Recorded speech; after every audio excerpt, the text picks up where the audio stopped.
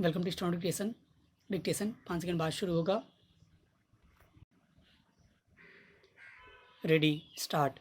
विश्वविद्यालय अनुदान आयोग ने स्नातक व स्नातकोत्तर के अंतिम वर्ष की परीक्षाएं रद्द नहीं करने का फैसला किया है। यूजीसी ने परीक्षाओं के लिए गाइडलाइन जारी की है।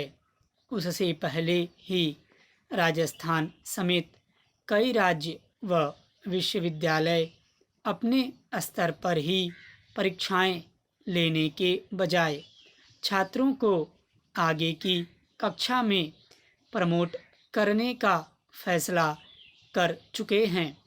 हो सकता है कि यूजीसी की इस गाइडलाइन के बाद राज्यों में इन फैसलों में भी आंशिक बदलाव की नौबत आ जाए, लेकिन परीक्षाओं को लेकर फिलहाल तो असमंजस की स्थिति बनती दिख रही है। खास तौर से ऐसे वक्त में जब कोरोना संक्रमण के खतरे के बीच देश भर में शिक्षण संस्थाएं पिछले 4 माह से लगातार बंद हैं। न कक्षाएं हो पा रही हैं और न ही पढ़ाई का कोई वैकल्पिक स्वरूप सामने आया है। कुछ शिक्षण संस्थाओं में ऑनलाइन कक्षाओं के प्रयास भी हुए, लेकिन उनके नतीजे भी खास नहीं रहे। यूजीसी के ताज़ा निर्देशों के मुताबिक सभी विश्वविद्यालयों व कॉलेजों को डिग्री पाठ्यक्रम के अंतिम वर्ष की परीक्षा कराना तो अनिवार्य ही होगा। इस साल सितंबर के अंत तक ये परीक्षाएं कराई जानी हैं। ये परीक्षाएं ऑनलाइन अथवा ऑफलाइन दोनों तरह से कराने की छूट दी गई है। पहले यूजीसी ने कोरोना संक्रमण के खतरे को देखते हुए ये परीक्षाएं जुलाई में कराने को कहा था, लेकिन खतरा कम होने की बजाय बढ़ता ही नज़र आ रहा है। ऐसे में अब सितंबर में परीक्षाओं का आयोजन करने की बात कही गई है।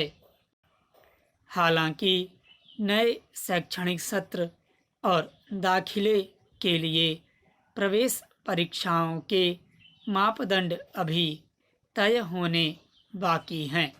पैराचेंज। यूजीसी के इस फैसले को भले ही डिग्री देने में परीक्षा की अनिवार्यता के रूप में देखा जा रहा है, लेकिन यह सुनिश्चित तो करना ही होगा कि अंतिम वर्ष की परीक्षाएं हों। तभी भी तो तमाम एहतियातों उपायों के साथ, वह इसलिए भी क्योंकि कोरोना संक्रमण की रफ्तार लगातार बढ़ती जा रही है।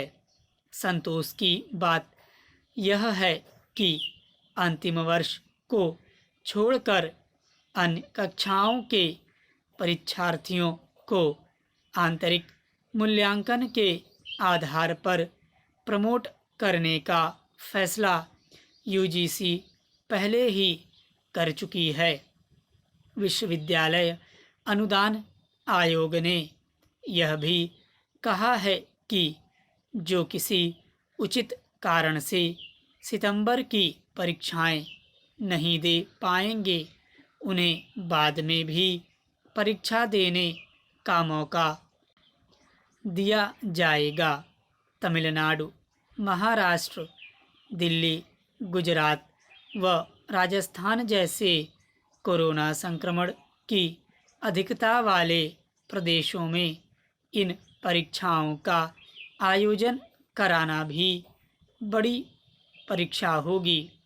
स्नातक और स्नातकोत्तर स्तर के अंतिम वर्ष की ऑनलाइन परीक्षाओं का वस्तुनिष्ठ प्रश्नों के आधार पर आयोजन बेहतर विकल्प हो सकता है।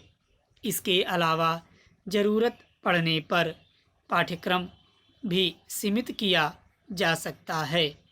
पिछले सालों में कई ऑनलाइन प्रतियोगी परीक्षाओं का बेहतर आयोजन इसी आधार पर होता रहा है।